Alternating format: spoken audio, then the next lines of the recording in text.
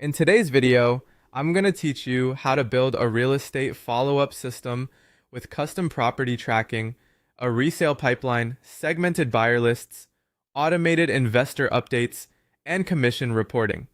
We'll start by setting up custom contact or property tags so you can track two important pieces of information clearly: property ownership status and investment value. This gives you a cleaner way to organize your records and makes it much easier to search, filter, and report on opportunities later.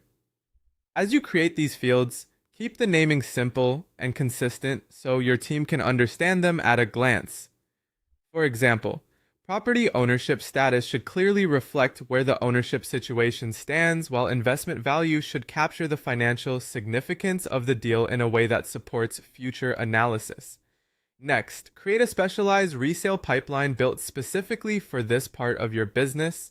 Add stages such as listing acquired, marketing, under offer, and resold. This helps you monitor every opportunity from the moment a property enters your workflow all the way through to completion. A dedicated pipeline also prevents resale deals from getting mixed in with other transaction types, which makes tracking faster and more accurate.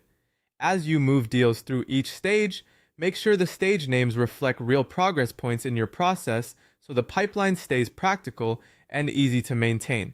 After that, organize your buyer database into active smart lists based on budget size and regional interest.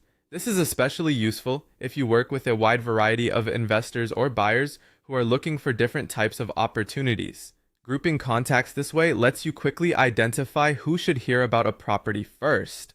Smart lists are valuable because they update automatically when a contact matches the right criteria, which saves time and reduces manual sorting.